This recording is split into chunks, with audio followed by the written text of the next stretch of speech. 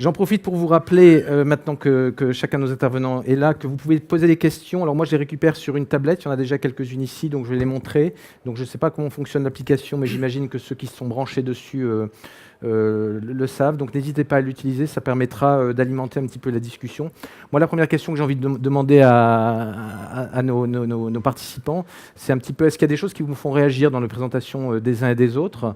On a abordé quelque chose d'assez général pour dresser le portrait en fait du Figital. On est passé sur l'humain, l'essence, le plaisir du magasin, et on est passé sur un modèle qui est effectivement complètement différent, où on s'aperçoit que ce ne sont pas forcément en tout cas, ce ne sont pas les retailers traditionnels et habituels qui sont là depuis longtemps qui y vont, mais ce sont des gens qui arrivent et qui chamboulent tout ça. Est-ce qu'il y a des choses sur lesquelles vous voulez réagir? S'il n'y a rien, moi j'aurais des questions.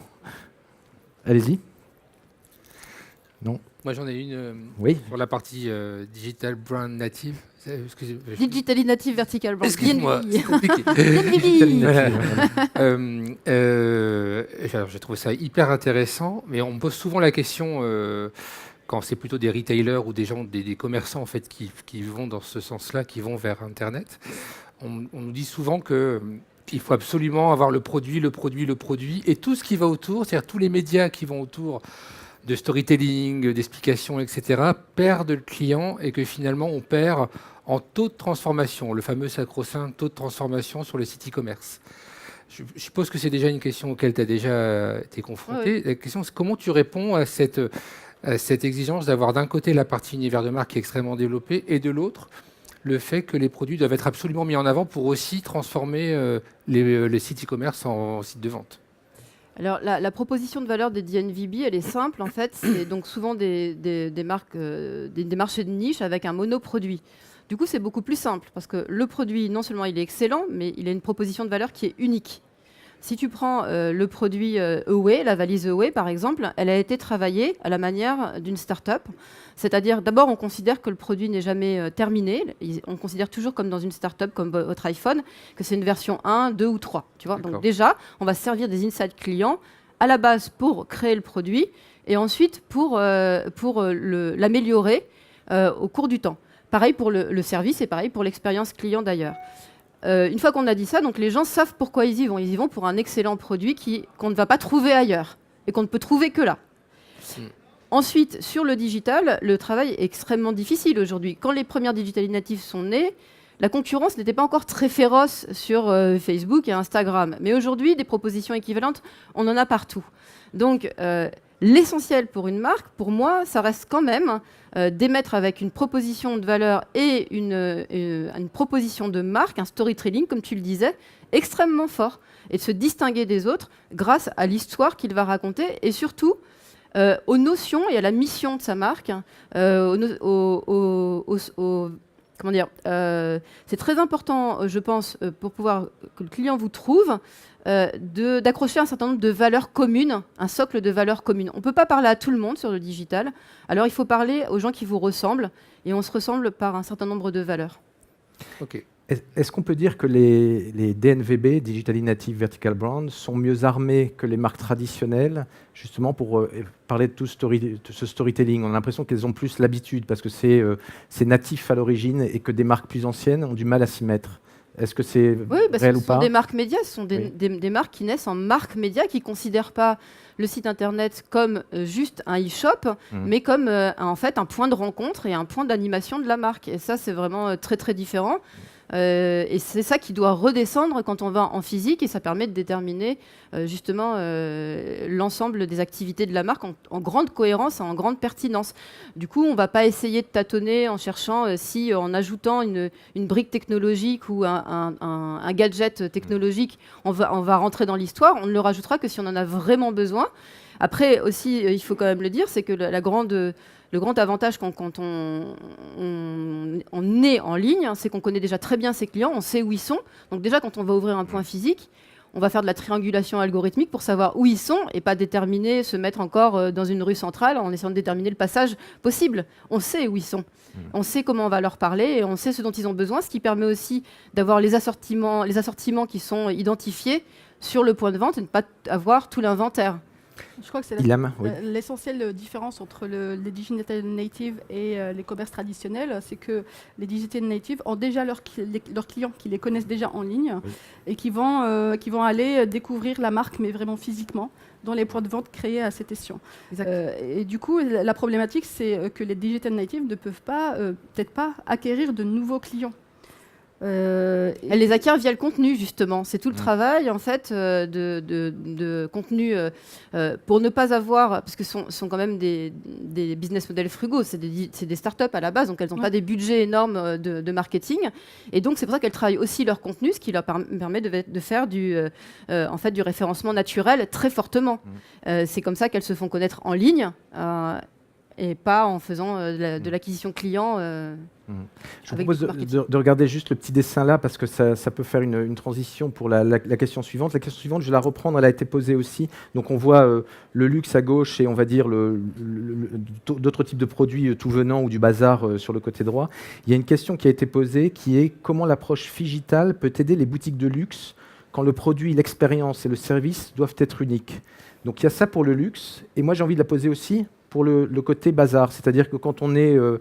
un magasin de déstockage en centre commercial, en périphérie des villes, comment on fait? Est-ce que l'un et l'autre qui sont à l'opposé, comment ils peuvent faire pour aller converger quelque part vers le Figital? Est-ce que c'est possible?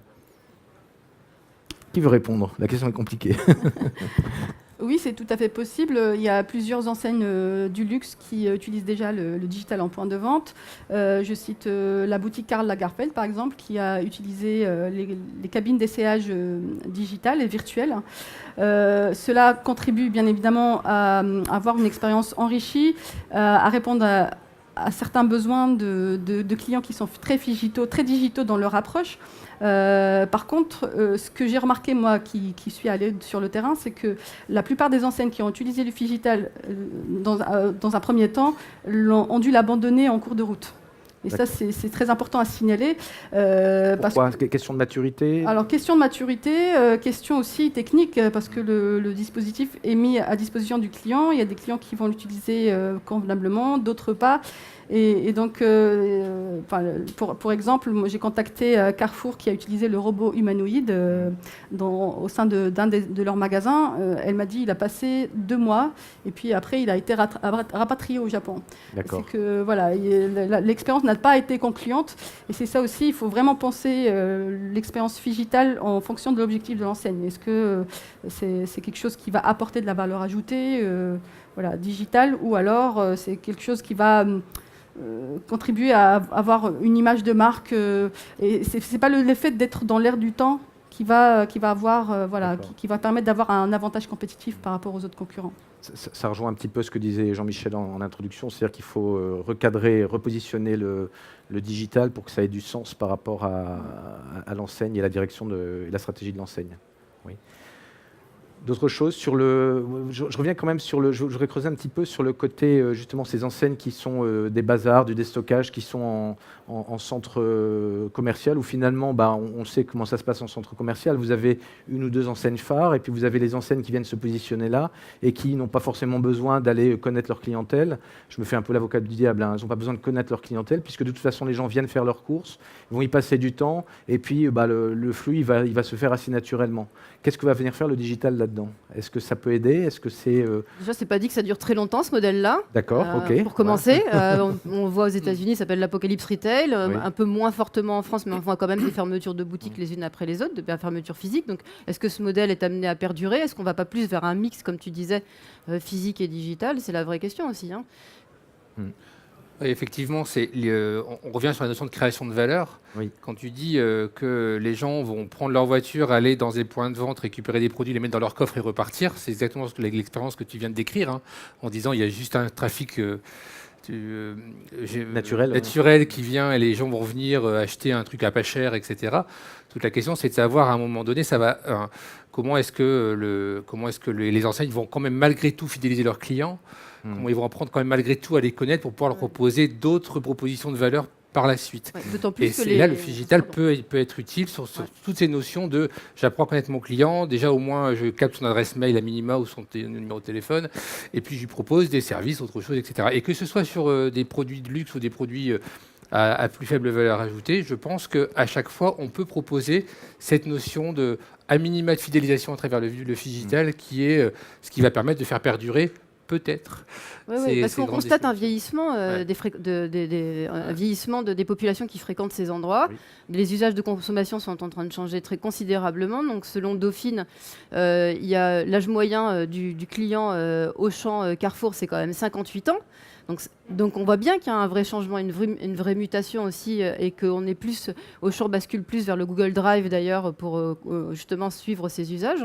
Donc il faut ne pas connaître son client aujourd'hui, c'est un risque à la fois pour le retailer et c'est un risque pour le centre commercial, le propriétaire du centre commercial qui du coup s'interroge à transformer lui, à proposer plus de services. Et c'est là qu'on se rejoint. C'est en fait, on devient en fait comme tu le disais, une marque de service. Juste en aparté, si on revient vers le client, qui est quand même le centre de toute stratégie des enseignes, de toutes les enseignes, on a fait une recherche académique qui a prouvé que le client va aller en magasin, pas pour la recherche de valeurs hédoniques et de l'amusement et d'expériences gratifiantes, mais vraiment, on va aller aux ressources, à la source de la motivation, c'est-à-dire les valeurs utilitaires. Il va aller d'abord pour acheter un produit qui doit être bien balisé, qui doit être disponible, etc. Donc, ce sont les motivations utilitaires qui vont primer sur les motivations hédoniques, ce qui va un peu à l'encontre de tout ce qui est assez amusant, parce que du point de vue du Digital Native Vertical Brand, ça ne sert à rien d'ouvrir un point physique si c'est pour faire la même expérience qu'on pourrait avoir en ligne, si elle n'est pas supérieure, et si on n'a pas un moment d'événement ou pour créer du lien social, ou en tout cas pour avoir passé un moment ensemble. Tout ce qu'on peut faire en ligne et de chez soi n'a pas d'intérêt à être reproduit en physique. Donc c'est vraiment l'inverse. Voilà. Est-ce que ça ne veut pas dire que finalement il y a un peu la place pour des modèles différents dans le monde du retail de demain ? Si, forcément. A priori, il y en a toujours eu en fait, en vrai, des modèles différents. Et là, il y en aura toujours de plus en plus. Il y aura probablement des modèles, mais par contre, c'est ce que je dis souvent, il y aura des morts quand même. C'est-à-dire qu'à un moment donné... Oui, ceux qui ne connaissent pas leurs clients. Oui, ceux qui ne connaissent pas leurs clients et ceux qui perdent leur raison d'être. C'est un point. Et quelque part, la façon dont toi tu as présenté les choses, il y a une notion de raison d'être qui est extrêmement présente. La grande question de à quoi sert un grand distributeur et qu'est-ce qu'il va offrir à son client, c'est quelque chose d'extrêmement important finalement. Et la raison d'être de tout sous le même toit, c'est quelque chose qui est tombé, qui n'existe plus, qui n'a plus de raison d'être justement. Donc la question c'est comment est-ce qu'on revient sur quelque chose qui a de la valeur et qui a une vraie raison d'être vis-à-vis des clients. Oui. Surtout face à tous ces scandales, tu vois, scandale alimentaire, scandale dans la cosmétique, où finalement les clientes maintenant ont accès à de l'information via les applis, Yuka, Clean Beauty, etc. Et où le distributeur doit prendre sa responsabilité par rapport à ça. Et s'il ne la prend pas, à chaque fois qu'il ne la prendra pas, à chaque fois qu'il y aura un problème, un scandale, il y aura une DNVB juste derrière qui va arriver avec un produit clean en disant et en créant une communauté autour et en changeant les consciences et le mode d'achat. Donc c'est produit pour la lunette, parce que la lunette, c'est Warby Parker. J'ai parlé de Warby Parker par exemple, mais aujourd'hui, il y a dans le monde plus de 120 acteurs de ce qu'on appelle des copycats de la lunette et qui ont déjà pris grosso modo dans le marché anglo-saxon 15% de part de marché à Luxottica.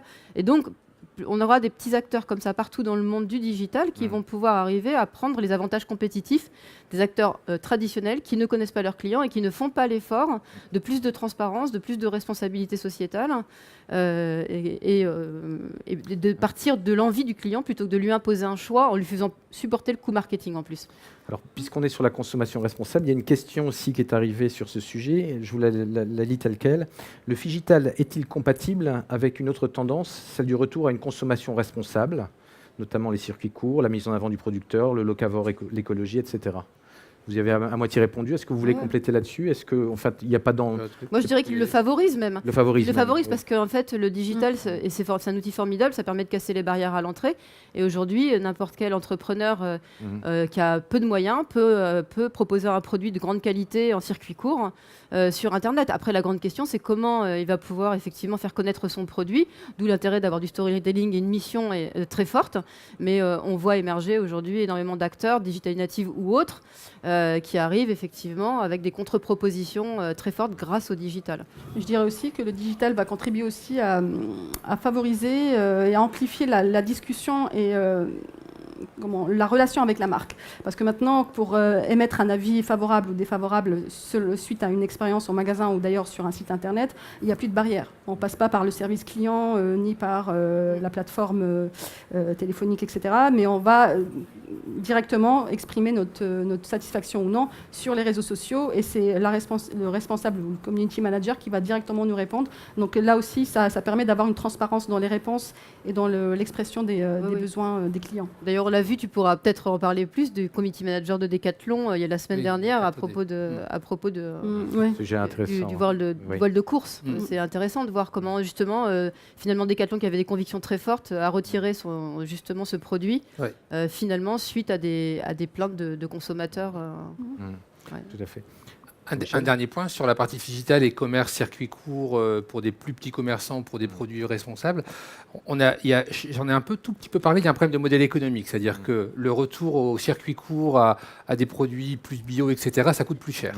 Et le digital, en général, et le digital aussi, sert aussi quelque part à optimiser tous ces process métiers en les plateformisant, c'est-à-dire en rendant des plateformes, et donc de pouvoir quand même malgré tout baisser les coûts de ces produits de bonne qualité en circuit court, tout en les proposant quand même à une population très importante. Donc le digital, c'est aussi un point d'optimisation des processus pour pouvoir derrière servir du produit de bonne qualité à tout le monde. En fait, le digital en magasin, c'est ce qu'on voit en magasin, ça impliquait aussi forcément sur toute la chaîne en amont et en aval, digitalisation complète et un changement de process. On va arriver à la fin. Là, on a parlé d'éthique, il y avait une question de consommation responsable. Vous êtes, Ilham, tu as rencontré des gens, tu les as interrogés, donc des gens, on a vu les enseignes, des enseignes assez classiques qu'on connaît tous, ce grand public, on va dire, du retail. Les uns et les autres, on conseille tous des entreprises. À aujourd'hui, est-ce que c'est facile pour une entreprise de se remettre en question? J'imagine que la réponse est non, mais vous allez le dire. Et qu'est-ce qui fait qu'on y arrive et qu'est-ce qui fait qu'on n'y arrive pas dans une entreprise pour aller prendre le vrai virage et le bon virage digital? J'imagine que la réponse est complexe et nécessitera du temps de développement qu'on n'a pas là, mais si vous pouvez donner un petit avis là-dessus, les uns et les autres. Moi, je dirais que ça dépend vraiment de l'objectif de l'enseigne et de sa raison d'être. Ça dépend aussi de la taille de l'enseigne. Si l'enseigne se développe beaucoup en chaîne et a quand même un parc de magasins assez important, la réflexion du passage au digital va vraiment poser problème parce que c'est un déploiement assez lourd et assez important en termes de formation, en termes de technicité et en termes de changement dans l'organisation. Si par exemple c'est des petites startups comme Viviane a présenté tout à l'heure, où là c'est vrai que les startups, on est déjà, ce sont parfois des licornes qui sont évaluées à $1 milliard en 3 ans, tu sais. Mais au départ, c'était des startups.